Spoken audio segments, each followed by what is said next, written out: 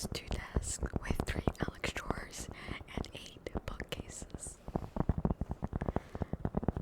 Only one was just a bookcase, the rest had doors of different kinds, as you can see.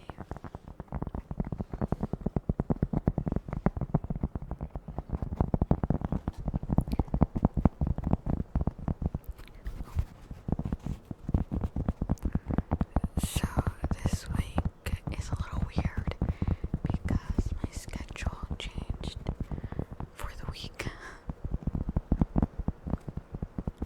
So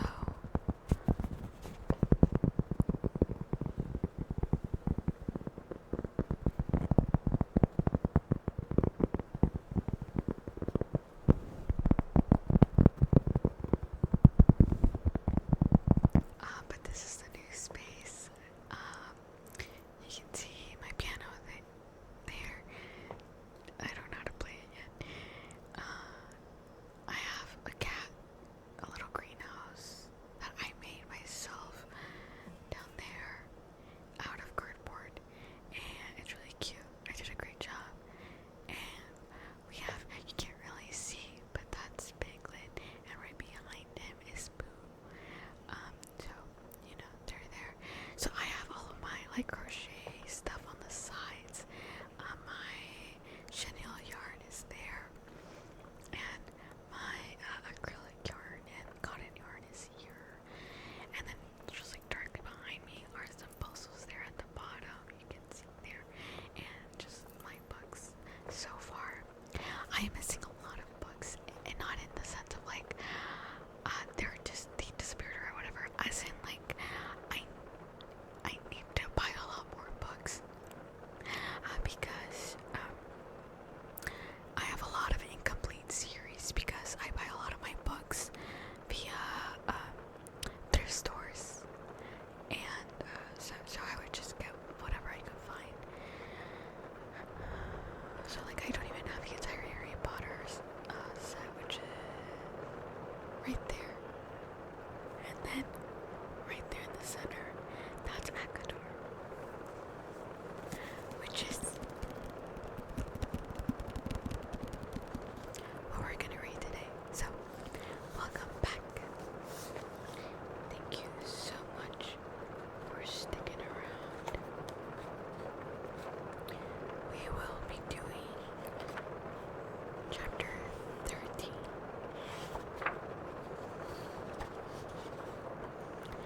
So I had already recorded it, but I increased the gain too much on the mic and it ruined the audio, so that's my bad. But that's okay because it's a fun time anyway. So this is A Court of Thorns and Roses, chapter 13. Tamlin waved his hand and 100 candles sprang to life. Whatever Lucian had said about magic being drained and off-kilter thanks to the blight clearly hadn't affected Tamlin as dramatically. Or perhaps he'd been far more powerful to start with if he could transform his sentries into wolves whenever he pleased. The tang of magic stung my senses, but I kept my chin high, that is, until I peered inside. My palms began sweating as I took in the enormous, opulent study. Tomes lined each wall like the soldiers of a silent army, and couches, desks, and rich rugs were scattered throughout the room. But it had been over a week since I left my family. Though my father had said never to return, though my vow to my mother was fulfilled, I could at least let them know I was safe, relatively safe, and warn them about the sickness sweeping across Brinthian that might someday soon cross the wall. There was only one method to convey it. "Do you need anything else?" Tamlin asked, and I jerked. He still stood behind me. "No," I said, striding into the study. I couldn't think about the casual power he'd just shown, the graceful carelessness with which he'd brought so many flames to life. I had to focus on the task at hand. It wasn't entirely my fault that I was scarcely able to read. Before our downfall, my mother had sorely neglected our education, not bothering to hire a governess, and after poverty struck and my older sisters, who could read and write, deemed the village school beneath us, they didn't bother to teach me. I could read enough to function, enough to form my letters, but so poorly that even signing my name was mortifying. It was bad enough that Tamlin knew. I would think about how to get the letter to them once it was finished. Perhaps I could beg a favor of him or Lucian. Asking them to write it would be too humiliating. I could hear their words. Typical ignorant human. And since Lucian seemed convinced that I would turn spy the moment I could, he would no doubt burn the letter and any I tried to write after. So I'd have to learn myself. I'll leave you to it then, Tamlin said as our silence became too prolonged, too tense. I didn't move until he closed the doors, shutting me inside. My heartbeat pulsed through my body as I approached the shelf. I had to take a break for dinner and to sleep, but I was back in the study before the dawn had fully risen.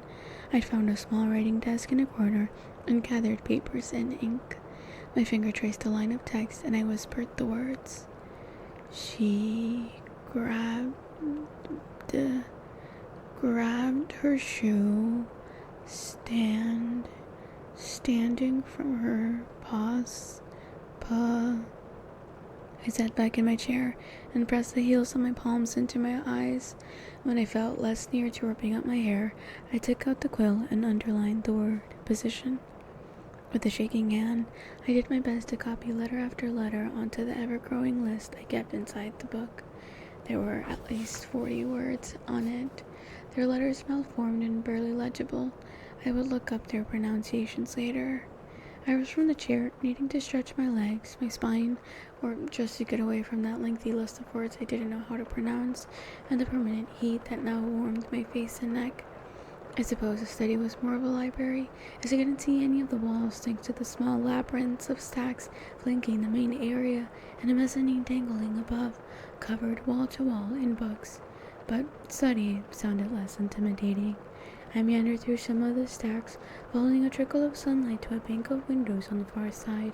I found myself overlooking a rose garden, filled with dozens of hues of crimson and pink and white and yellow. I might have allowed myself a moment to take in the colors, gleaming with dew under the morning sun, had I not glimpsed the painting that stretched along the wall beside the windows. Not a painting, I thought, blinking as I stepped back to view its massive expanse. No. It was. I searched for the word in that half-forgotten part of my mind. Mural. That's what it was. At first, I could do nothing but stare at its size, at the ambition of it, at the fact that this masterpiece was tucked back here for no one to ever see, as if it was nothing, absolutely nothing, to create something like this. It told a story with the way colors and shapes and light flowed, the way the tone shifted across the mural, the story of Prindian. It began with a cauldron.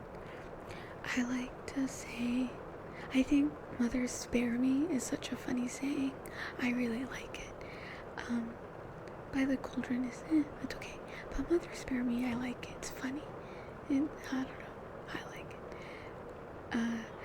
it. I also like "Cauldron boil me, mother spare me." That's so funny to me. Yeah, I should use that more. A mighty black cauldron held by glowing, slender female hands in the starry, endless night. Those hands tipped it over, golden sparkling liquid pouring out over the lip. No, not sparkling, but effervescent, with small symbols, perhaps of some ancient fairy language. Whatever was written there, whatever it was, the contents of the cauldron were dumped into the void below, pooling on the earth to form our world. The map spanned the entirety of our world, not just the land on which we stood, but also the seas and the larger continents beyond. Each territory was marked and colored, some with intricate, ornate depictions of the beings who had once ruled over lands that now belonged to humans. All of it, I remembered with a shudder. All of the world had once been theirs, at least as far as they believed, crafted for them by the bearer of the cauldron. There was no mention of humans, no sign of us here. I suppose we'd been as slow as pigs to them. It was hard to look at the next panel. It was so simple, yet so detailed that, for a moment, I stood there on that battlefield, feeling the texture of the bloodied mud beneath me, shoulder to shoulder with the thousands of other human soldiers lined up, facing the fairy hordes who charged at us. A moment of pause before the slaughter.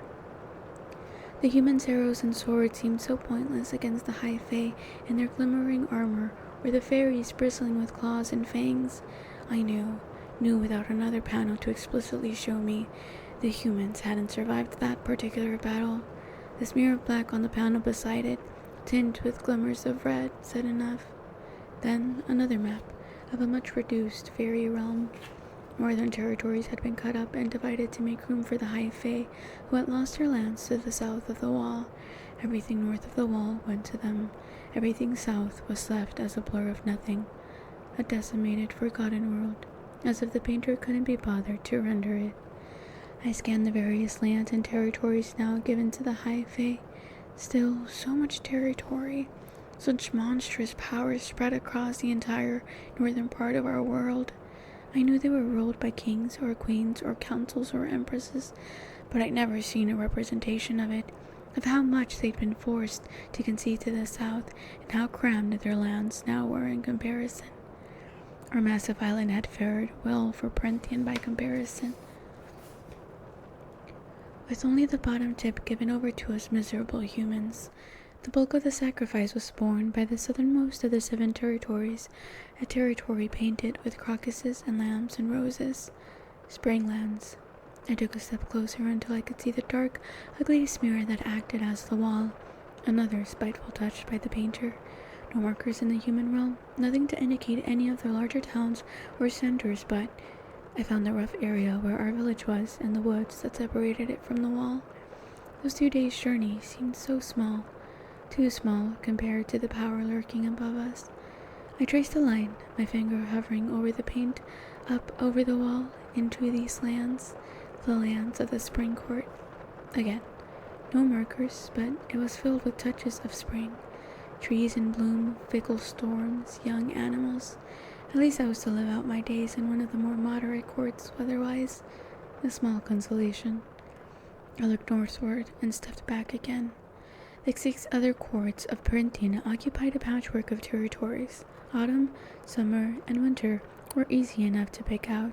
Then above them, 2 glowing courts, the southernmost one a softer, redder palette, the dawn court. Above, in the bright gold and yellow and blue, the day court. And above that, perched in a frozen mountainous spread of darkness and stars, the sprawling, massive territory of the night court. There were things in the shadows between those mountains, little eyes, gleaming teeth, a land of lethal beauty. The hair on my arms rose. I might have examined the other kingdoms across the seas that flanked our land, like the isolated fairy kingdom to the west that seemed to have gotten away with no territory loss and was still law unto itself, had I not looked to the heart of that beautiful living map. In the center of the land, as if it were the core around which everything else had spread, or perhaps the place where the cauldron's liquid had first touched, was a small, snowy mountain range. From it arose a mammoth solitary peak, bald of snow, bald of life, as if the elements refused to touch it. There were no more clues about what it might be, nothing to indicate its importance, and I suppose that the viewers were already supposed to know. This was not a mural for human eyes. With that thought, I went back to my little table. At least I learned the layout of their lands, and I knew to never, ever go north. I eased into my seat and found my place in the book, my face warming as I glanced at the illustrations scattered throughout. A children's book, and yet I could scarcely make it through its 20 or so pages. Why did Tamlin have his children's books in his library? Were they from his own childhood, or in anticipation of children to come? It didn't matter. I couldn't even read them. I hated the smell of these books, the decaying rot of the pages, the mocking whisper of the paper, the rough skin of the binding. I looked at the piece of paper, at all those words I didn't know. I punched my list in my hand, crumpling the paper into a ball, and chucked it into the rubbish bin. I could help you write to them, if that's why you're in here. I jerked back in my seat, almost knocking over the chair, and whirled to find Tamlin behind me, a stack of books in his arms. I pushed back against the heat rising in my cheeks and ears, the panic at the information he might be guessing I'd been trying to send. Help? You mean a fairy is passing up the opportunity to mock an ignorant mortal? He set the books down on the table, his jaw tight.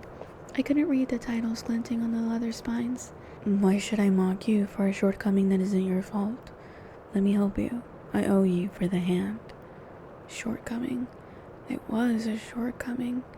Yet it was one thing to bandage his hand, to talk to him as if he wasn't a predator built to kill and destroy, but to reveal how little I truly knew. To let him see that part of me that was still a child, unfinished and raw.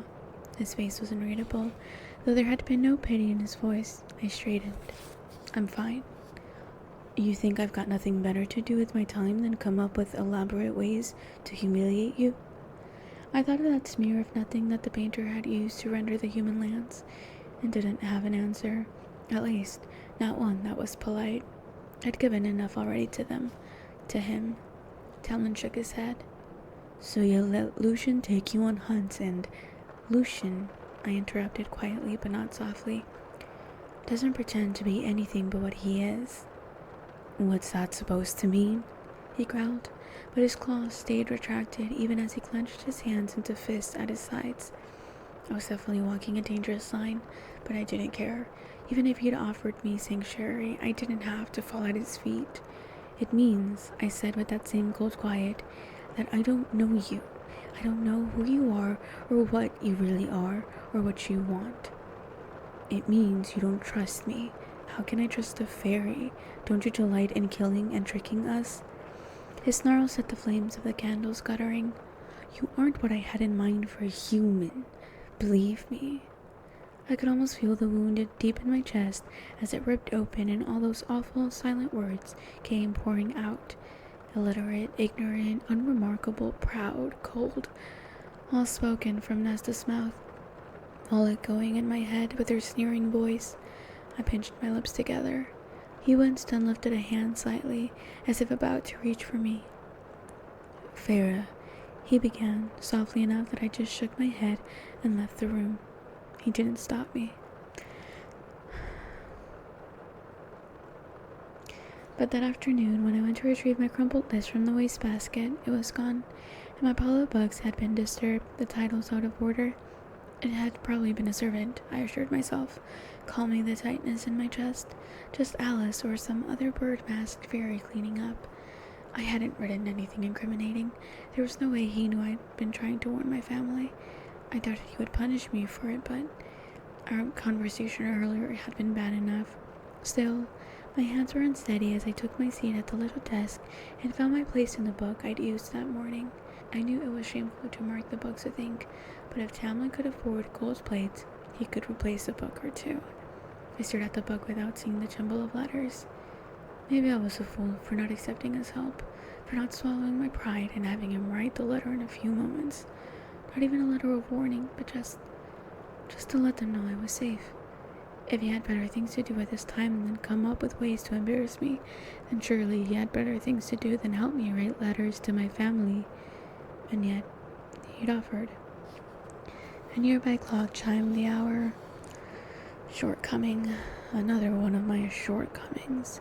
I rubbed my brows with my thumb and forefinger. I'd been equally foolish for feeling a shred of pity for him, for the lone brooding fairy, for someone I had so stupidly thought would really care if he met someone who perhaps felt the same, perhaps understood, in my ignorant, insignificant human way, what it was like to bear the weight of caring for others.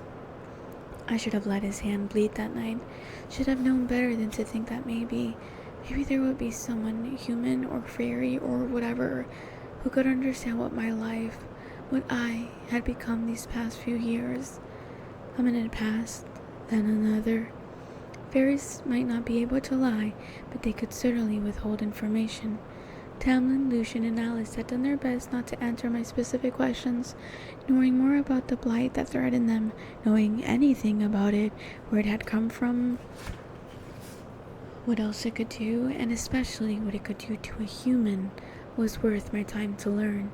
And if there was a chance that they might also possess some knowledge about a forgotten loophole of that damned treaty, if they knew some way to pay the debt I owed and return to my family so I might warn them about the blight myself, I had to risk it. 20 minutes later, I had tracked down Lucian in his bedroom.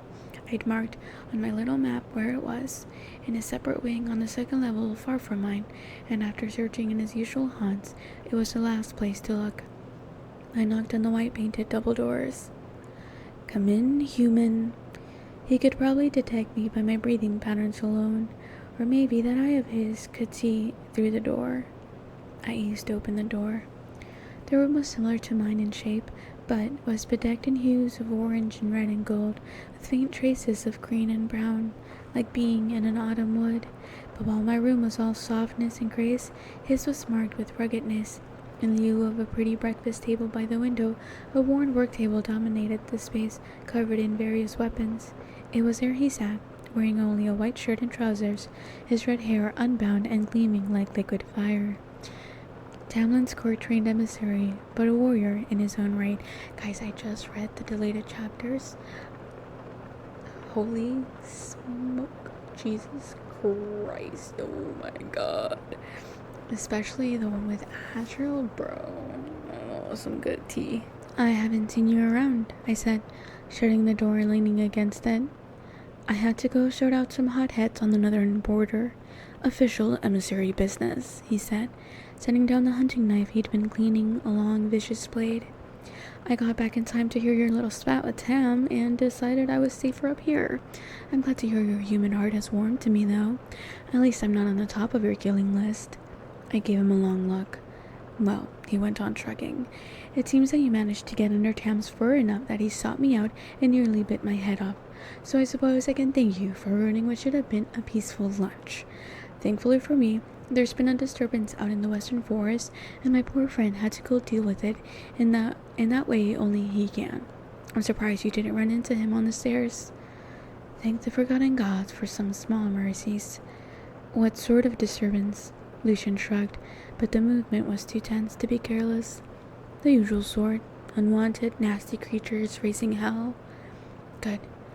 Good that Tamlin was away and wouldn't be here to catch me in what I planned to do. Another bit of luck. "I'm impressed you answered me that much," I said as casually as I could, thinking through my words.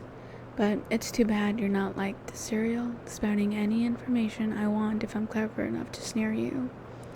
For a moment, he blinked at me. Then his mouth twisted to the side, and that metal eye whizzed and narrowed on me. "I suppose you won't tell me what you want to know?" "You have your secrets and I have mine," I said carefully. I couldn't tell whether he would try to convince me otherwise if I told him the truth. "But if you were a serial," I added with deliberate slowness in case he hadn't caught my meaning, "how exactly would I trap you?" Lucian set down the knife and picked at his nails. For a moment I wondered if he would tell me anything at all, wondered if he would go right to Tamlin and tattle.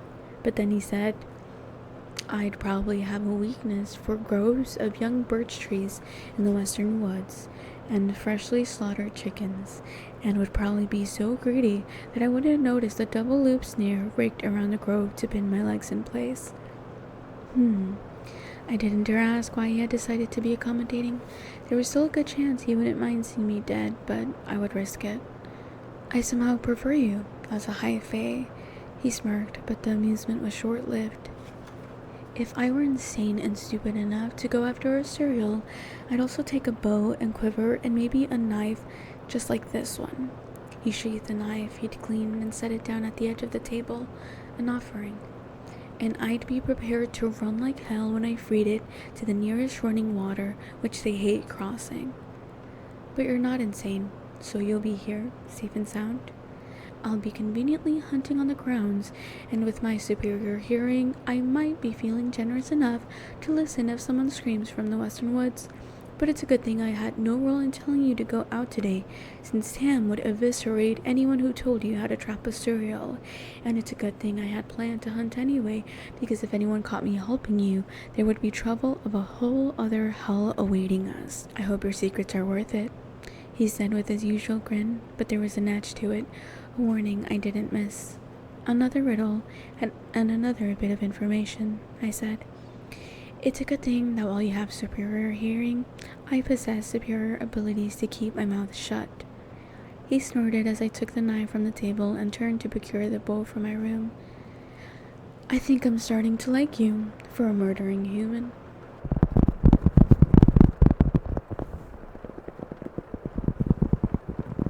I'm so